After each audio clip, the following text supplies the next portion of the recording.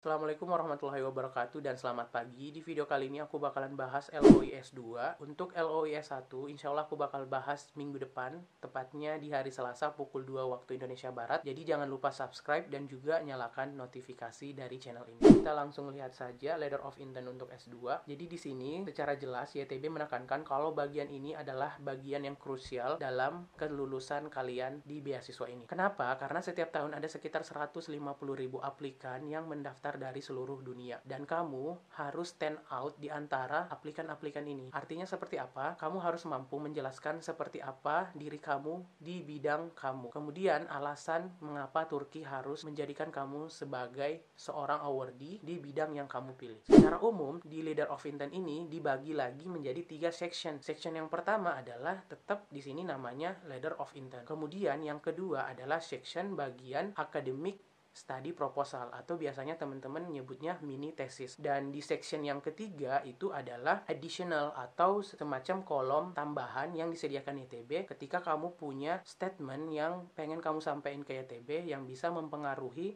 keputusan YTB dalam meluluskan kamu di beasiswa ini. Kita bahas satu-satu. Di section yang pertama itu adalah Letter of Intent. Di section ini udah jelas dikatakan kamu bahas akademik dan juga pengalaman sosial kamu yang berhubungan dengan bidang yang kamu pilih.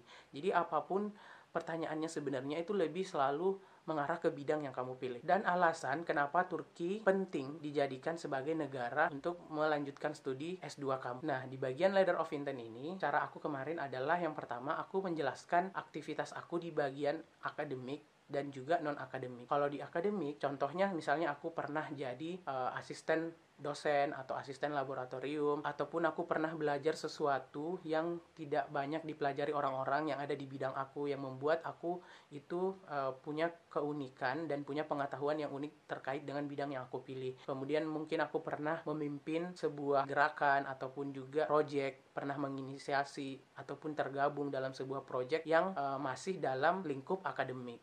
Kemudian di non-akademik, aku masukin organisasi yang aku pernah ikutin, tapi organisasinya itu aku filter gitu. Jadi misalnya kayak gini, dulu aku pernah ikut beberapa unit kegiatan mahasiswa dan juga organisasi. Tapi yang aku tuliskan di bagian Letter of Intent ini adalah UKM atau organisasi yang bersifat akademik dan juga ada kaitannya dengan bidang yang aku akan pilih. Untuk organisasi dan juga UKM yang lainnya, aku masukin ke kurikulum vitae dan juga bagian upload sertifikat. Misalnya di UKM yang aku pilih itu adalah unit kegiatan mahasiswa, keilmuan dan penalaran ilmiah. Nah, itu kan masih relate dengan hal-hal yang berbau ilmiah dan juga akademik. Dan juga aku masukin, aku pernah ikut aktivitas student scientific kayak gitu. Kemudian aku juga mungkin pernah ikut international partnership di kampus aku yang dimana isinya itu kita mendampingi akademisi-akademisi yang bakal melakukan simposium. Nah, itu kan semua relate dengan akademik dan juga relate dengan bidang yang pengen kita pilih. Misalnya, future plan kita pengen jadi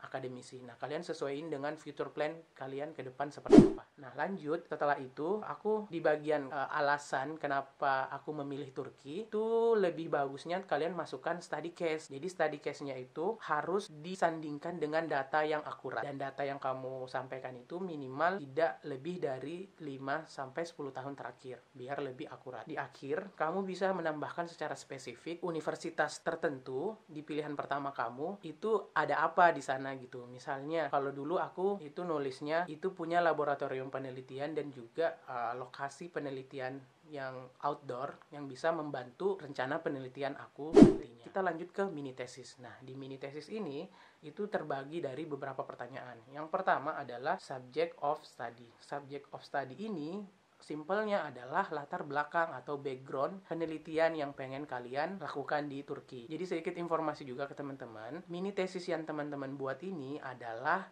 tujuannya untuk evaluasi beasiswa YTB. Kamu pada saat diterima YTB dan nantinya kuliah di Turki, ini tidak mutlak harus kamu jadiin proposal tesis kamu. Di bagian latar belakang ini biasanya ada beberapa poin-poin yang harus kamu masukkan. Yang pertama adalah masalah gitu, masalah umum yang muncul secara global kemudian diturunkan ke secara nationality, misalnya di Turki atau misalnya study case kalian di Indonesia, ya di Indonesia. Kemudian kalian rumuskan masalahnya, kemudian tujuan umum penelitian kamu. Di bagian working title, di sini sudah jelas karena dibatasin cuma 15 kata, berarti ini emang bisa dibilang judul, rencana judul tesis kamu.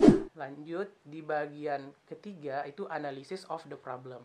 Nah, di analysis of the problem ini adalah lebih ke topik. Jadi misalnya kalau kita buat judul penelitian itu kan berangkatnya dari topik nih. Topik itu sedikit luas, kemudian dari topik yang luas itu kita turunin menjadi sebuah judul penelitian kayak gitu. Jadi silahkan deskripsikan topik yang ingin kamu ambil, dan di sini aku based on data gitu, dan based on datanya selalu tidak lebih dari 5 atau 10 tahun terakhir. Bahkan kalau 5 tahun terakhir dari tahun ini itu bakal lebih bagus dan lebih dapat meyakinkan YTB kalau memang layak untuk dipertimbangkan. Kemudian lanjut di bagian research method. Di sini saya rasa cukup jelas metode penelitian. Secara umum waktu kita S1 ada 2 metode yang umum, metode kualitatif dan juga kuantitatif.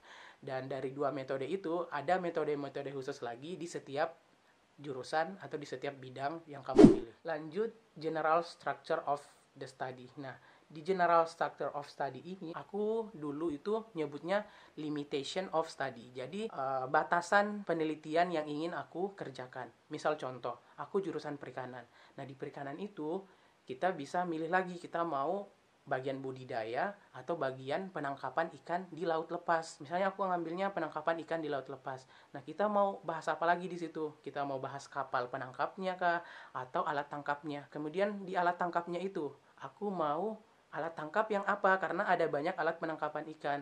Kemudian misalnya kita udah nentuin alat tangkapnya A, nah alat tangkap ini mau diteliti apanya, apakah ramah lingkungannya atau efektivitas penangkapannya. Nah, itu bisa teman-teman sesuaikan dengan bidang yang kalian pilih. Kemudian yang keenam adalah academic contribution of the study. Sebenarnya bukan apa yang pernah kalian lakukan, tapi kontribusi yang akan teman-teman lakukan di penelitian yang telah kamu lakukan. Jadi jangan masukin rencana kamu di masa depan secara general, bukan, tapi rencana apa yang ingin kamu lakukan dengan penelitian yang sudah kamu rancang ini. Misalnya kan tadi aku bilang aku meneliti perikanan berkelanjutan dan juga alat tangkap yang ramah lingkungan. Nanti kontribusi aku ke depan adalah yang pertama, misalnya secara spesifik nih aku sebutin, aku bakal ngeluarin publikasi ilmiah terkait dengan alat tangkap yang ramah lingkungan. Misalnya aku berkeinginan nantinya menginisiasi dosen-dosen untuk lebih banyak mengkomersialisasikan hasil penelitiannya sehingga lebih mudah dirasakan oleh masyarakat yang berada di pesisir pantai atau memang yang berprofesi sebagai nelayan. Kita lanjut ke bagian yang ketujuh, itu literatur review. Ini juga jelas, ini adalah literatur yang kamu gunakan dalam menuliskan rencana penelitian ini, dan bentuknya itu seperti daftar pustaka. Nah, itu udah selesai bagian mini tesis. Simple kan? Jadi memang sebenarnya simple. Tinggal bagaimana kalian selalu usahakan hubungkan dengan bidang yang kamu pilih, dan please be specific. Di bagian additional ini, kadang ada yang bingung mau nuliskan apa. Jadi kalau aku itu kemarin nulisnya seperti ini. Keinginan umum aku di luar dari bidang yang aku pilih, aku mau aktif apa pada saat mendapatkan beasiswa ini. Contoh, minimal di semester pertama itu jadi anggota PPI. Sebelum memang kan biasanya kalau di semester-semester selanjutnya itu kita bakal lebih banyak fokus ke bidang kita, apalagi untuk S2 ya. Kayak gitu di semester 1 atau di tahun pertama mungkin PPI.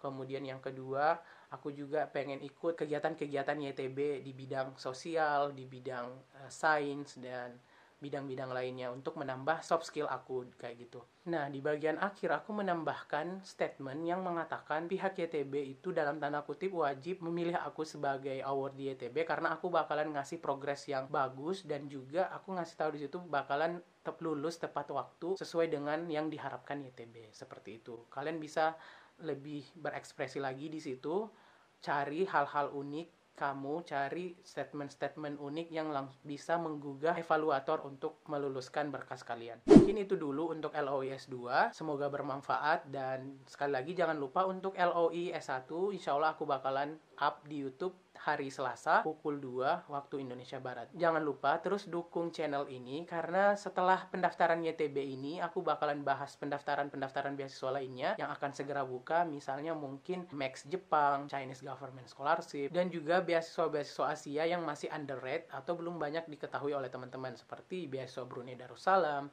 beasiswa Malaysia, beasiswa Thailand, beasiswa Filipina, Maroko, dan lain-lain. So, tetap semangat dan jangan lupa berdoa kepada Tuhan Yang Maha Esa. Semoga apa yang kalian lakukan saat ini berkah dan juga bisa mengantarkan kalian ke cita-cita mulia, teman-teman. Terima kasih. Assalamualaikum warahmatullahi wabarakatuh.